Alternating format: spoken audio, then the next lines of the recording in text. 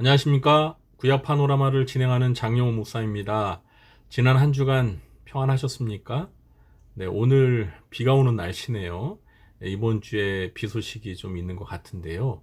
네, 가을에 이렇게 비가 오면 기온차가 더 심해지기 때문에 어느 때보다 감기에 조심하셔야 될 것 같습니다. 네, 오늘은 구약 파노라마 28번째 시간인데요.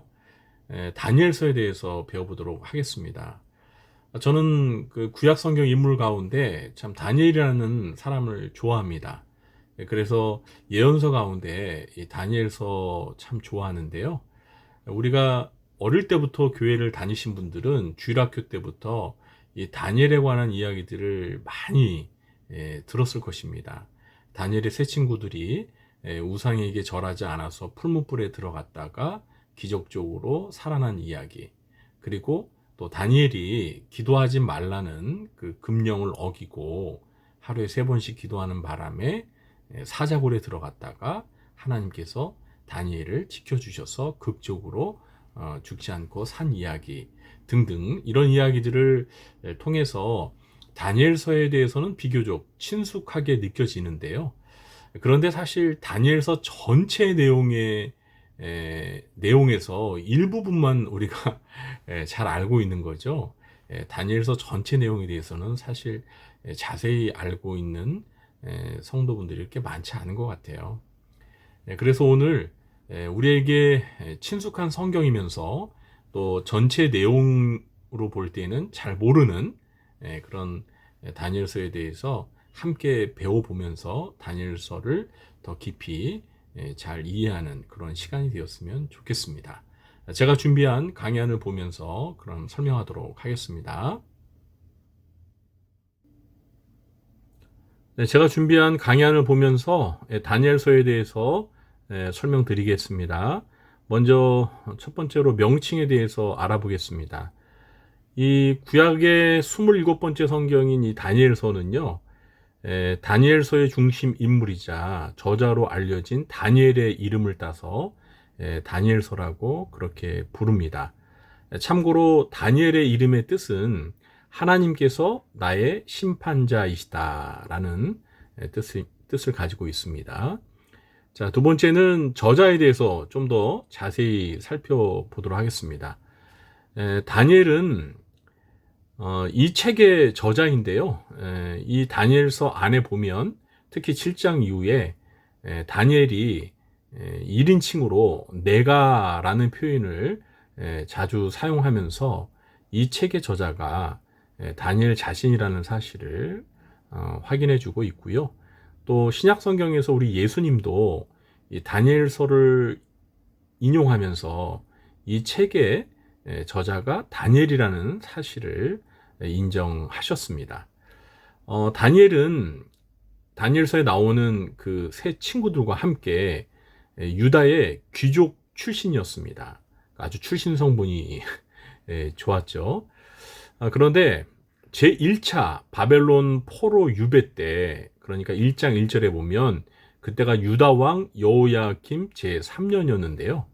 주전 605년이었습니다. 이때 10대 중반의 나이로 보통 한 15살, 16살 정도로 추정하는데 바벨론으로 포로로 끌려갔습니다. 우리가 그 이스라엘이 특히 남유다가 멸망하는 그 역사를 보면 남유다가 모두 3차례 포로로 끌려갔습니다. 첫 번째는 주전 605년, 지금 이제 다니엘과 그 친구들이 바벨론의 포로로 끌려갔을 때, 그게 제 1차 포로 유배 때였는데요. 이게 1차고 그 다음에 2차가 주전 597년이었는데 우리가 지난주에 살펴보았던 에스겔서, 선지자 에스겔이 포로로 끌려갈 때가 바로 제2차 포로 유배 시기였습니다. 그리고 이제 마지막으로 3차 포로 유배가 언제냐면 남유다가 완전히 멸망했을 때, 주전 586년 때 완전히 예루살렘이 멸망하고 예루살렘 성전이 불타서 완전히 무너졌을 때, 그때 제3차 포로 유배가 있었습니다. 이렇게 총 3번에 걸쳐서 포로로 끌려갔는데 다니엘과 그 친구들은 1차 포로 유배 때인 주전 605년에 바벨론으로 끌려갔습니다.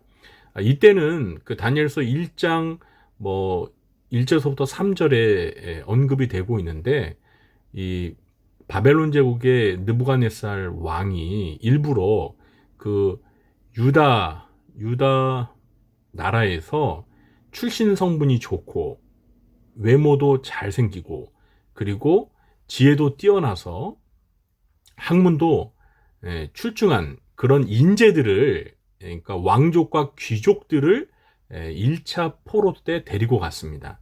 그래서 바벨론에 데리고 가서 그들을 이제 왕의 시종으로 훈련시켜 가지고 이제 관리로 등용해서 사용하려고 하는 그런 정책의 일환으로 1차 포로 때 왕족과 귀족들이 많이 끌려갔는데 그때 귀족이었던 다니엘과 세 친구들도 바벨론에 포로로 끌려간 겁니다. 그리고 다니엘과 세 친구들은 이때가 이제 10대 한 중반 정도 되었는데 바벨론 왕립학교 관리 후보생에 선발되어서 3년 동안 그 바벨론의 그 청소년들과 함께 바벨론의 학문 교육을 이제 받았습니다. 그래서 나중에 이제 3년이 지난 다음에 테스트 했죠. 이제 선발 시험을 봤는데 거기에서 다니엘과 세 친구들이 수석, 뭐 차석 거의 휩쓸었습니다. 그래서 느부갓네살 왕의 시종으로 왕을 가까이에서 모시는 그러한 모시게 되었던 거죠. 다니엘은 이 포로민임에도 불구하고 바벨론 제국과 메데 바사, 여기서 바사는 페르시아를 가리키는 겁니다. 그리고 바사 제국에 이르기까지 거의 70여 년간 최고위급 관료를 유지하면서 살았습니다.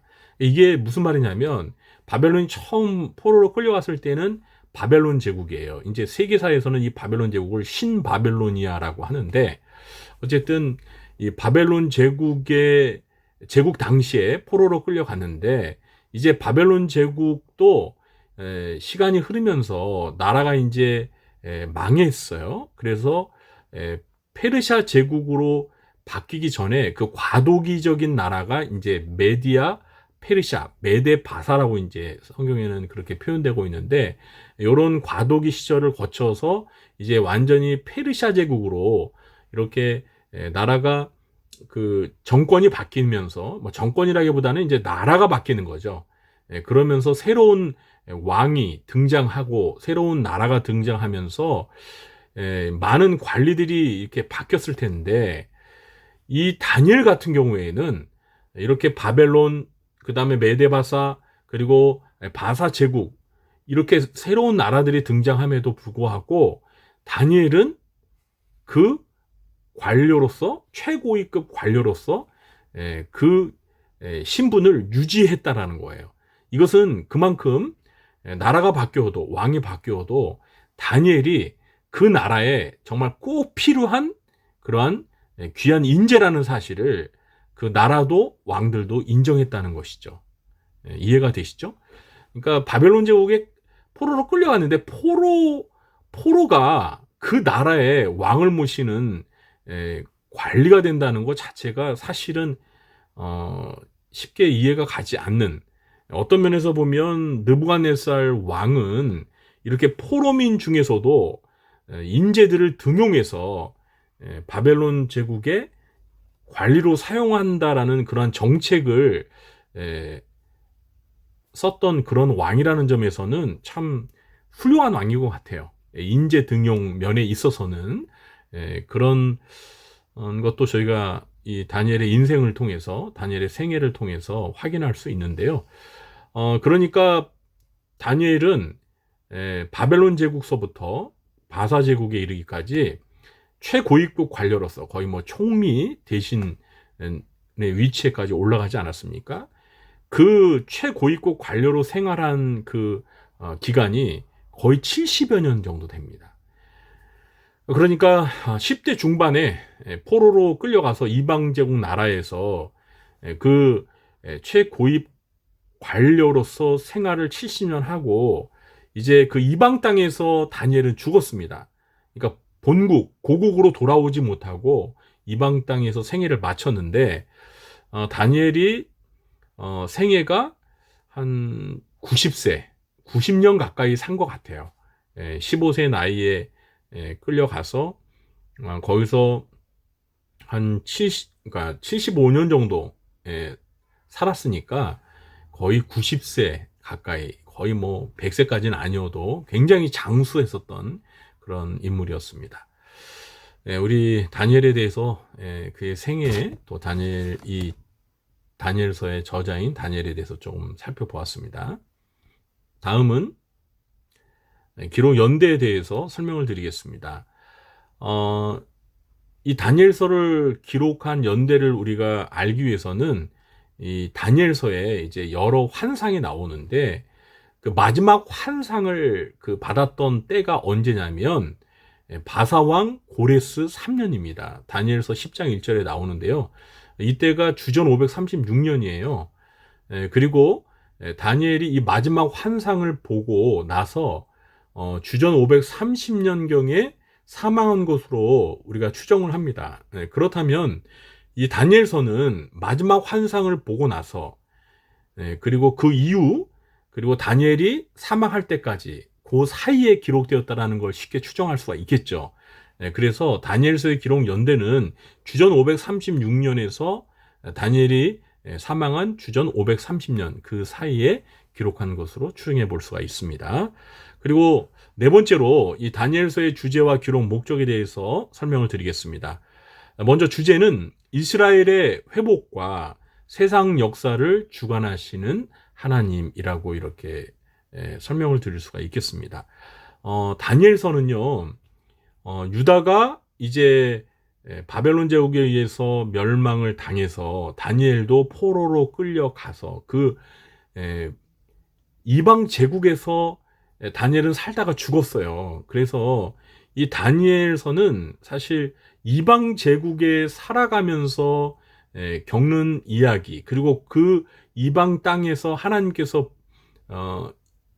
다니엘을 중심으로 다니엘의 생애에서 일어난 여러 사건들과 또 다니엘에게 보여주신 여러 환상들에 담긴 어떤 메시지를 통해서 그 포로민이었던 이스라엘 백성들에게 이스라엘의 회복과 그리고 당시에 그 고대 근동의 격변기지요. 이 제국들이 일어나고 또 망하고 이렇게 흥망성쇠되는 그 과정에 관한 역사뿐만 아니라 그리고 이 인류의 역사, 예수님이 재림하실 때까지의 그 역사에 관한 계시, 환상을 보여주셨거든요. 그래서 이러한 것들을 통해서 비록 다니엘 시대에 유다 백성들이 이방 땅에 포로로 끌려갔지만 하나님께서 그 유다 백성들, 이스라엘 백성들을 회복시키시고 그리고 이스라엘을 멸망시켰던, 유다를 멸망시켰던 그 제국들이 망하고 또 새로운 제국이 등장하고 하면서 역사가 흘러가는데 이 역사를 하나님께서 주관하시고 그 역사를 하나님의 계획에 따라 이끌어 가신다라는 그러한 하나님의 주권을 포로민 생활하는 그 이스라엘 백성들에게 가르쳐주기 위해서 다니엘서가 기록되었다. 그리고 그것이 주제라고 이렇게 이해할 수가 있겠습니다. 그러니까 기록 목적은 이방 제국의 땅에서 포로 생활하며 고난당하는 하나님의 백성들에게 세상 역사를 주관하시며 하나님의 백성들의 회복과 하나님의 나라를 세워가시는 하나님의 계획과 주권을 온전히 신뢰하도록 격려하기 위해서 기록되었다라고 그렇게 설명드릴 수 있겠습니다. 네, 다음은 내용 구성에 대해서 설명을 드리도록 하겠습니다. 다니엘서는 전체가 12장으로 되어 있습니다. 그런데 크게 세 부분으로 나눌 수가 있습니다. 그래서 첫 번째 부분은 1장인데요. 이 다니엘의 개인적인 이력에 대해서 기록하고 있습니다. 다니엘이 이제 유다에서 1차 포로 때 바벨론으로 끌려가서 이제 바벨론에서 정착하게 되는 그런 내용이 1장에 기록되어 있고, 이제 두 번째 부분은 2장서부터 7장까지인데 이 열방에 대한 예언입니다. 그래서 다니엘은 바벨론 제국의 포로로 끌려가서 그때 당시는 그러니까 다니엘서가 기록될 때는 이제 바벨론 제국이었죠. 그리고 다니엘이 죽을 때까지 이제 그 열방 그 제국들의 이제 역사가 이렇게 바뀌게 되죠. 그래서 바벨론, 메데 바사, 그 다음에 바사 제국 이렇게 그 나라가 이제 교체가 되는데 이러한 그 열방들의 그 나라들이 흥망성쇠에 관한 그런 예언들이 느부갓네살 왕의 꿈이나 그리고 다니엘이 또 환상을 통해서 이런 역사의 흐름, 그 열방들의 그 전개, 역사가 어떻게 전개될 것인지를 하나님께서 환상을 통해서 보여주셨거든요. 그래서 2장과 3장은 그 느부갓네살 왕이 꾼 꿈, 그러니까 꿈을 꿨는데 꿈 내용을 기억을 하지 못해가지고 이제 그 꿈과 꿈을 해석하도록 그 바벨론의 그 술사들에게 이제 막 명령을 하고, 그리고 또 금신상을, 거대한 금신상을 만들고 모두 그 금신상에 절을 하도록 그 명령을 했던, 그래서 그 명령에 불순종하는 바람에 다니엘의 세 친구들이 풀무불에 들어가는 그런 이야기들이 이제 또 3장에 나옵니다. 그리고 느부갓네살 왕의 큰 나무 환상, 이제 느부갓네살 왕이 결국에는 이제 교만해가지고 하나님께서 좀 미치게 하셨다가 다시 이제 제정신으로 돌아오게 하시는 그런 내용들. 그리고 벨사살 왕이 그 예루살렘 성전에서 가져온 그 성물을 모독하는 바람에 이제 그 벽에 그 잔치가 이루어지는 그 벽에 하나님의 손이 나타나서 메네메네데겔 우르바신이라는 그 내용을 통해서 그 벨사사를 하나님께서 달아보니 너무나 가벼워서 이제 심판을 하신다라는 그런 극적인 또 신비한 내용들도 5장에 나오고요. 그리고 다리오 왕의 칙령과 다니엘의 기도, 이것도 굉장히 잘 아는 내용이죠. 다니엘을 위협하는, 다니엘을 정적으로 간주하면서 다니엘을 제거하고자 하는 당시의 권력자들이 이제 다리오 왕에게 기도하지 못하도록 하는 그런 칙령을 내려서 다니엘을 궁지에 몰아 죽이려고 했는데, 다니엘은 그런 칙령을 어겨가면서 하나님 앞에 그 예루살렘 성전을 향하여 하루에 3번씩 기도하다가 결국에는 사자굴에 들어가게 되었죠. 그러나 하나님께서 천사를 통해서 사자로부터 다니엘을 구해주셔서 다니엘이 극적으로 사자굴에서 살아나는 그런 이야기들. 그리고 이제 또 다니엘이 7장에 와서 네 짐승 환상을 보고 이제 해석을 하게 되는데, 이 네 짐승 환상과 느부갓네살 왕이 꿈에서 꾸었던 그 큰 금신상 환상은 서로 연관성이 있어요. 그래서 제가 여기 강의 안에 보시면 이제 그림을 하나 실어놨는데요. 이 그림을 보시면 왼쪽에 다니엘서 2장에서 느부갓네살 왕이 그 꿈에서 보았던 그 큰 금신상의 모습인데, 이게 이제 머리는 금, 그리고 가슴 부위는 은, 그리고 이 허리야는 동, 그리고 이 다리는 철, 그리고 양발은 이제 진흙과 그리고 철로 되어 있는데, 그런데 이제 나중에 이제 뜨인 돌이 하늘에서 내려와서 이 금신상을 완전히 파괴하는 이런 그 꿈을 꾸었죠. 그래서 이것에 대해서 다니엘이 이제 하나님께서 기도하는 가운데 이 꿈을 해석해 주셔서, 이 꿈이 의미하는 바는 이제 이 머리 금 부분은 바벨론 제국이고요. 그 다음에 가슴 은 부분은 바벨론 제국 이후에 등장하게 될 메데 파사를 가리키는 거고, 그리고 이제 동 부분은 이제 알렉산더 제왕이 등장해서 세울 그리스 제국, 헬라 제국을 의미하는 거고, 그 다음에 철 부분은 이제 로마 제국이죠. 철이 가장 강력하잖아요. 그래서 로마 제국이 이제 그리스 제국을 또 물리치고 세계를 제패하게 되는, 그리고 이제 그 로마 제국이 철과 진흙으로 이렇게 또 분열되어 가지고 또 로마가 결국은 이렇게 또 갈라지는, 뭐 이러한 그 열강들의, 당시의 세계 열강들의 흥망성쇠에 관한 그 예언적인 환상이었거든요. 꿈이었거든요. 이것이 이제 7장에 그 느부갓네살 왕이 꾸었던 그 꿈 내용과 사실은 그 동일한 겁니다. 이제 이건 짐승으로 묘사가 되는데 사자, 네 짐승 환상인데 이게 다니엘이 이제 환상 가운데 본 건데요.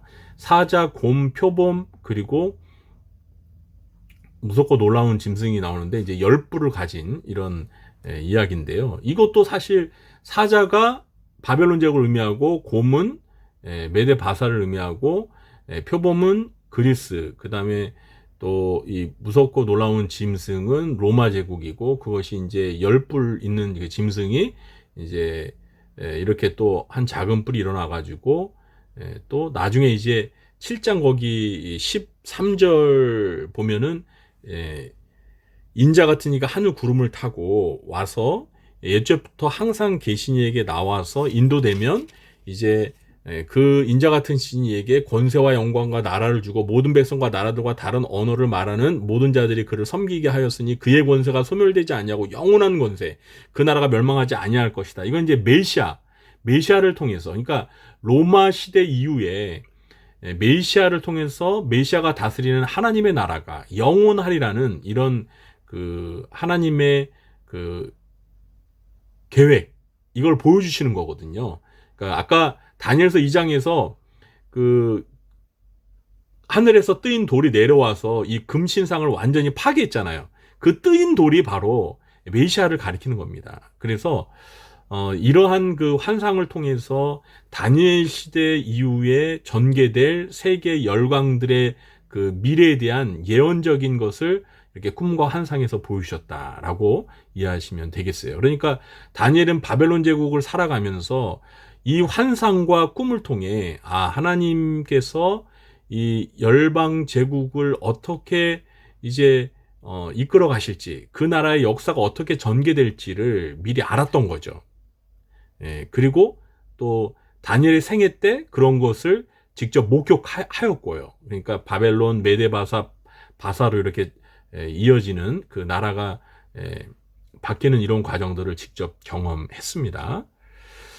그리고 이제 세 번째 부분이 8장서부터 12장인데 이스라엘에 대한 예언인데요. 수양과 순염소 환상 8장, 그리고 70일의 환상이 9장, 그리고 이스라엘의 미래가 10장서부터 12장인데요.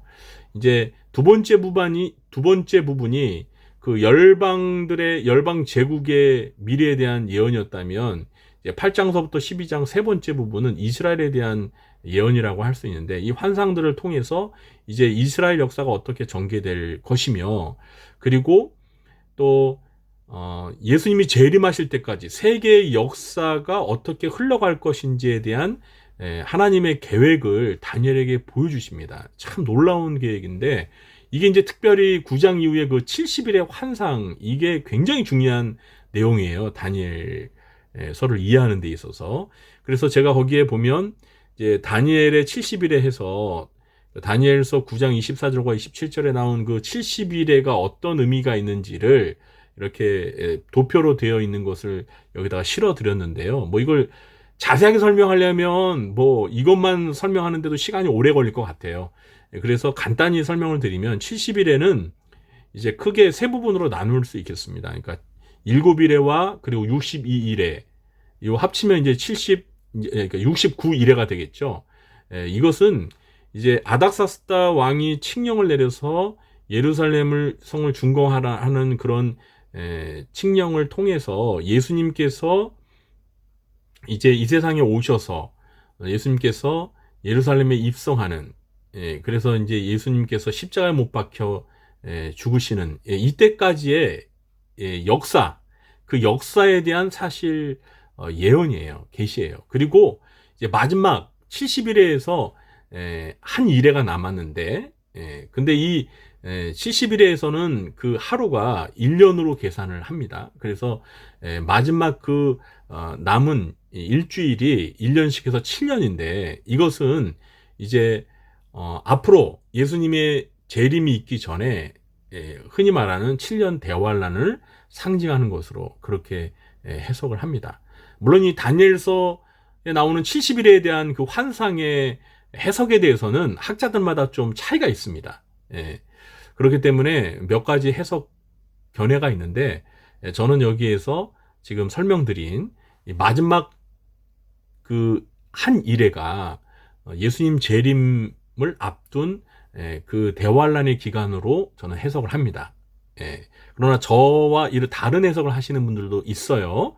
그러나 이제 제 입장을 그렇게 말씀을 드리는 거고요. 그리고 어쨌든 이 70일의 환상을 통해서 사실은 이스라엘뿐만 아니라, 그러니까 여기서 말하는 이스라엘이라는 의미는 이제 하나님의 택한 받은 백성들로 이해하셔도 될 것 같아요. 그래서 신약 시대에 이제 신약의 역사를 통해서 결국은 메시아가 다스리는 그 나라, 하나님의 나라가 결국은 이 세상 종말에까지 계속되면서 그 나라가 영원하다고 했잖아요. 그래서 결국은 메시아가 다시 재림하심으로 이 세상 역사가 끝나고 이제 메시아가 다스리시는 영원한 왕국이 세워지겠다는 그런 예언적인 계시예요, 이게. 그래서 다니엘서는 이 후반부에 전 세계 역사를 이렇게 조망해주는 그런 아주 놀라운 계시가 담겨 있습니다. 그래서 이따가도 말씀드리겠지만 이 다니엘서를 가리켜 구약의 계시록이다라고 이렇게 말하기도 합니다. 이렇게 12장 전체의 내용이 어떻게 구성되어 있는지 좀 설명을 드렸습니다. 다음은 이제 6번째로 이 다니엘서의 특징과 중요 내용을 설명해 드리도록 하겠습니다. 먼저 첫 번째, 여러 계시와 환상들이 등장하여 구약의 계시록이라고 불린다. 그래서 다니엘서는 뭐 에스겔서도 사실 여러 환상들, 또 계시를 담고 있지만, 종말에 관한 계시를 담고 있지만, 이 다니엘서도 정말 여러 환상들이 있어서 묵시문학이라고 합니다. 그래서 어떤 상징적인 것을 통해서 하나님의 어떤 그 역사, 하나님이 계획하신 역사를 이런 환상을 통해서 보여주는 이 묵시문학이라고 하는데, 요한계시록도 마찬가지로 묵시문학인데, 구약 성경에서 요한계시록처럼 이렇게 묵시문학으로서 미래의 예언적인 것들을 환상으로 보여주시는 이런 성경이 바로 다니엘서라는 거예요. 그리고 두 번째로 이 다니엘서는요, 아람어와 히브리어로 이렇게 두 가지 언어로 기록이 됐습니다. 이 아람어는 당시 다니엘이 포로로 끌려간 그 바벨론 제국의 언어인데요. 이제 바벨론이라는 그 나라가 그 아람의 한 족속이었어요. 그러니까 아람어를 사용합니다. 그래서 이 다니엘서의 그 크게 세 부분으로 나누는데, 두 번째 부분이 그 열방의 역사를 예언해 있는 내용을 담고 있잖아요. 그러다 보니 이제 아람어로 기록을 한 거죠. 그리고 이제 맨 앞부분과 1장 부분과 그리고 8장 이후의 내용들은 이제 히브리어, 이스라엘의 역사에 관한 이야기니까 히브리어로 기록이 되어 있습니다. 세 번째는 고난과 징계 중에서도 여호와 유일신 신앙을 지키는 자를 보호하신다. 그렇습니다. 유다가 이제 멸망하면서 포로로 끌려갔는데, 다니엘과 그 세 친구들이 포로민임에도 불구하고 바벨론 제국에 가서 이제 고난과 여러 가지 어려운 생활을 하잖아요. 힘든 생활을. 그 가운데서도 다니엘과 세 친구들은 어린 나이지만 거기에서 하나님의 백성으로서 신앙의 지조를 지키면서, 또 우상을 숭배하지 않아서 풀무불에 들어가기도 하고, 하나님께 기도를 함으로 인해서 사자굴에도 들어가고, 그런 가운데서도 하나님께서 그들을 기적적으로 보호해 주시죠. 이러한 놀라운 역사를 기록하고 있는 성경이 바로 다니엘서입니다. 그다음 네 번째, 기도의 중요성과 기도하는 자를 보호하시는 이러한 내용을 또 담고 있는데, 다니엘이 이제 다리오 왕 때 그 다니엘을 제거하려고 하는 정적들에 의해서 그 계획된 음모 때문에 이제 다니엘이 기도하는 것을 그 다니엘의 정적들이 알고 다리오 왕에게 기도하지 못하도록 하는 금령을 내렸는데, 다니엘이 여기 딱 걸리는 거죠. 다니엘은 그걸 알고 있었지만 여호와 앞에서 기도하는 것을 멈출 수가 없었습니다. 그래서 목숨 걸고 계속 기도를 했어요. 그래서 그 금령에 의해서 결국은 다리오 왕이 다니엘을 아꼈지만 어쩔 수 없이 왕이 내린 금령을 어겼기 때문에 결국은 사자굴에 들어가게 되죠. 그러나 하나님께서 다니엘을 보호해 주셨잖아요. 그래서 사자밥이 되지 않고 살려주셨는데, 이런 내용을 통해서 기도가 얼마나 중요한지를, 또 기도하는 자를 하나님께서 얼마나 사랑하시고 보호하시는지를 알 수가 있는 거죠. 다섯 번째, 하나님은 이방 제국의 흥망성쇠를 주관하신다. 아까 그 내용 구성을 살펴볼 때 말씀을 드렸지만, 큰 신상과 네 짐승 한 상을 통해서 이방 제국의 흥망성쇠를 하나님께서 미리 보여주시고, 또 그렇게 그 보여주신 환상대로, 그 예언대로 그대로 되어져 가는 걸 다니엘이 경험하게 되는데요. 사실 당시의 바벨론 제국은 고대 근동에서 가장 강력한 그런 강대국이었잖아요. 그래서 유다가 멸망당했잖아요. 그렇지만 그 강대국도 결국은 다음에 등장하는 메데 바사 제국에 의해서 멸망을 당합니다. 그래서 새로운 나라가 또 등장하게 돼요. 그리고 그 바사 제국도 그 다음에 등장하는 그리스 제국에 의해서 멸망을 당하고, 그리스 제국은 또 그 다음에 등장하는 로마 제국에 의해서 멸망을 당하는, 이러한 그 이방 제국 열방들의 흥망성쇠를 누가 주관하시는 거예요? 하나님이 주관하신다는 거예요. 그러니까 이 땅에 존재하는 나라는 영원한 나라가 없어요. 영원한 나라는 하나님의 나라만이 영원한 나라, 영원한 그 권세를 갖게 되는 거죠. 그 다음 여섯 번째, 세상 역사는 하나님의 계획대로 진행된다. 아까 설명을 좀 드렸지만 70일의 그 역사를 보면서 사실 그 70일의 역사에 또 중요한 것이 바로 메시아 예수 그리스도의 그 등장이거든요. 그래서 결국은 이 세계 역사는 하나님이 계획하신 하나님의 계획대로 진행된다는 거예요.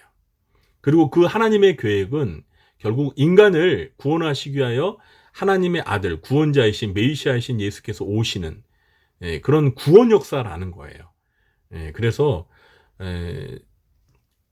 하나님께서는 그 다니엘에게 이렇게, 하나님은 이스라엘 민족의 하나님만이 아니라 온 세계 열방, 모든 나라, 그리고 이 세상 역사를 주관하시는, 하나님의 계획대로 이끌어 가시는, 이루어 가시는 그런 창조주요, 그리고 구속주요, 그리고 만물의 주관자가 되시는, 역사의 주관자가 되시는, 그리고 나중에 최후 심판자가 되시는 이런 하나님이라는 사실을 이스라엘 백성들에게 알리고자 하셨던 것입니다. 자, 그 다음 이제 마지막 일곱 번째 교훈을 말씀드리고 마무리하도록 하겠습니다. 첫 번째, 고난과 박해 속에서도 순교를 각오하고 신앙의 지조를 지킨다. 그렇습니다. 그 다니엘과 세 친구들이 10대 청소년으로서 나라가 망하는 것을 보고, 그리고 당시에 초강대국이었던 바벨론의 포로로 끌려갔을 때 그 청소년들의 마음이 얼마나 아팠겠습니까? 얼마나 두려웠겠습니까? 그러나 그들이 그 이방 나라에 가서, 하나님을 믿지 않는 우상을 숭배하는 나라에 가서 거기에서 신앙의 지조를 지키잖아요. 하나님 말씀대로 율법에 어긋나는 그런 음식을 먹지 않고 하나님의 백성으로 구별되게 거룩하게 신앙의 지조를 지키고, 우상을 숭배하지 않고 풀무불에 들어갈지언정 하나님만 섬기는 이 유일신 신앙, 그리고 풀무불에 들어갈 때도 그 다니엘의 세 친구들이 그리 아니하실지라도 우리는 우상에게 절할 수 없습니다. 하나님을 절대 신뢰하잖아요. 순교를 각오하는 이런 신앙의 지조를 그 고난과 박해 속에서도 가져야 한다라는 그러한 교훈을 우리에게 주고 있습니다. 이러한 그 다니엘서의 메시지가 우리 나라 같은 경우에는 이제 20세기 때 그 일제 강점기 때 교회가 이 다니엘 신앙을 가지고 신앙의 지조를 지키면서 그 일본의 그 뭡니까 그 천황, 그러니까 신사참배 이런 것을 거부하고, 물론 신사참배하는 사람들도 많았지만 다니엘과 세 친구들처럼 순교를 각오하고 신사참배를 거부했던 주기철 목사님 같은 분, 이런 분들이 다니엘서 신앙을 이제 현대에 재현했다고 볼 수가 있는 거죠. 그리고 이제 앞으로 또 말세 대환란 때 이제 적그리스도, 짐승 적그리스도에게 또 우상 경배하라는 그런 요구가 있을 때 또 우리가 신앙의 지조를 지키며 순교를 각오하고 우리 믿음을 지키는 그런 모습이 필요한 거죠. 두 번째는 항상 기도하는 삶을 살아야 된다는 겁니다. 그 다리왕 때 다니엘이 목숨을 내걸고 기도했잖아요. 이건 뭐예요? 다니엘에게는 기도가 자기 목숨보다 더 중요한 가치가 있다는 거예요. 여러분, 이렇게 다니엘처럼 기도하십니까? 네, 사실 저도 목사지만 그렇게 못하는데, 우리 신앙생활에 있어서 하나님과의 관계에 있어서 기도가 얼마나 중요한지를 우리가 이 다니엘서를 통해서 좀 가슴 깊이 새기고 평생 하나님 앞에 기도하는 삶을 살았으면 좋겠습니다. 하나님은 기도하는 자를 눈여겨보시고 기도하는 자와 함께 하시고 기도하는 자를 보호하시는 하나님이라는 사실을 꼭 기억하시기 바랍니다. 세 번째, 세상에서 영향력 있는 삶을 살라는 것입니다. 여러분, 다니엘과 그의 친구들은요, 포로민이었지만 당시 세계를 제패한 그 바벨론 제국에 가서 또 나라가 바뀌면서 새로운 제국이 등장하면서도 다니엘 같은 경우에는 어땠습니까? 그 나라들의 중심에 섰잖아요. 왕 다음으로 가는 총리까지 올라가서 70년이라는 긴 세월을 하나님의 백성이 그 이방 제국에서 영향력 있는 자리에서 하나님의 뜻을 이루어 가면서 자기 신앙의 지도를 지키면서 고난과 시련 속에서도 쓰임을 받았죠. 이게 참 중요한 것 같아요. 우리는 이 세상을 살아갈 때 그냥 교회를 중심으로 이렇게 어떻게 보면은 이 세상의 중심에 있는 게 아니라 이렇게 아웃사이더처럼 살아가려고 하는 그런 경향이 좀 없지 않아 있어요. 크리스찬들은. 그러나 우리 그리스도인들은 우리가 믿는 하나님이 세상의 주관자잖아요. 그렇기 때문에 우리는 어떻게 보면 어떤 면에서는 영적으로 보면은 아웃사이더가 될 필요가 있지만 우리가 하나님의 뜻을 세상에서 펼친다는 관점에서 봤을 때는 우리 그리스도인들이 인싸가 돼야 돼요. 요즘에 우리 청소년들이 흔히 쓰는 인싸, 아싸가 아니라 인사이더가 되어서 세상의 중심에서 하나님의 뜻을 펼쳐가는 그러한 많은 하나님의 사람들이 일어나야 됩니다. 그래서 이 세상의 다양한 분야에 진출을 해서 세상에 하나님의 뜻을 펼쳐가는 그러한 일들이 필요하다는 것을 다니엘서를 통해서 배우게 됩니다. 그러니까 우리 부모님들이, 신앙의 부모님들이 우리 자녀들에게 그런 비전을 심어줘야 돼요. 그 다음 마지막 네 번째, 하나님은 모든 나라들과 세상 역사를 하나님의 뜻과 계획대로 다스리신다. 이것이 다니엘서를 통해서 보여주시고자 하는 가장 큰 메시지라고 할 수 있습니다. 그렇습니다. 우리가 믿는 하나님은 세상 나라와 세상 역사를 주관하시는 하나님의 뜻과 하나님의 계획대로 이 세상을 다스리시는, 만물을 다스리시는 하나님이세요. 여러분, 이 사실을 믿으십니까? 그렇기 때문에 우리가 하나님을 너무 축소시키는 우를 범하지 말아야 돼요. 하나님은 물론 우리 각각 개개인 한 사람 한 사람의 그 인생을, 생애를 주관하시는 하나님이기도 하세요. 그러나 하나님은 그렇게 한 개인에게 이렇게 얽매여 있는 하나님이 아니에요. 하나님은 온 우주 만물을 다스리시는 하나님이세요. 그렇기 때문에 하나님의 스케일은 굉장히 광대하신 거죠. 그렇기 때문에 우리가 하나님과 개인적인 1대1의 관계를 유지하면서 하나님과 동행하는 삶도 필요하지만 조금 더 시야를 넓게 보면서 거시적인 안목에서 이 역사를 주관하시는 하나님이시라는 그런 하나님의 시각에서 이 역사를 바라보고 그 원대한 역사 속에서 우리가 살고 있는 이 시대를 바라보고 그리고 이 시대 속에서 나는 어느 위치에 있는가를 이렇게 바라볼 수 있는 그런 거시적인 안목이 필요합니다. 다니엘은 포로로 끌려갔지만 다니엘이 그렇게 정치가로서 세계 그 당시에 역사의 어떻게 보면 가장 그 중심에 서서 하나님이 펼치실 그 하나님의 역사, 구원의 역사, 구속의 역사, 세계 역사를 이제 환상과 계시를 통해서 이제 보고 이해한 거 아니에요. 그러면서 다니엘의 시야가 어떻겠어요? 그냥 유다 백성의 포로로 끌려왔던 그 소년, 그 작은, 어떻게 보면 정말 누구도 알아주지 않는 그 포로민이었는데, 그 다니엘이 하나님의 계시와 환상을 통해서 역사를 주관하시는 하나님의 그 계획을 이제 깨닫고, 자신의 삶이 그 하나님의 원대한 계획 속에 있다는 사실을 알고, 그 하나님을 바라보면서 얼마나 그 하나님의 비전을 가슴에 품으면서 살아갔겠어요. 그러니까 자신의 민족은 비록 나라가 망해서 굉장히 그 고난과 시련을 겪고 있지만, 하나님의 계획을 보니 이 민족이 완전히 멸망한 게 아니라 하나님이 다시 회복시키시고, 이 민족 가운데 메시아를 통해서 이 이스라엘 민족뿐만 아니라 하나님이 택한 백성들, 그리고 전 세계를 하나님께서 구원하시고, 또 하나님의 나라가 영원하리라는, 결국은 세상 나라는 망해도 하나님의 나라, 메시아가 다스리시는 하나님의 나라는 영원하리라는 이런 꿈과 비전을 보면서, 하나님의 시야를 보면서, 하나님의 시각에서 자기의 그 개인의 삶과 자기 민족의 운명, 미래를 보면서 세계 역사를 바라보는 그런 큰 안목을 갖게 된 것이죠. 이런 그 다니엘의 체험은 오늘 우리들에게도 필요한 것 같아요. 우리도 성경을 보면서, 다니엘서를 보면서, 또 신구약 성경의 이 전체 내용을 우리가 살펴보면서 앞으로 펼쳐질 하나님의 계획을 알잖아요.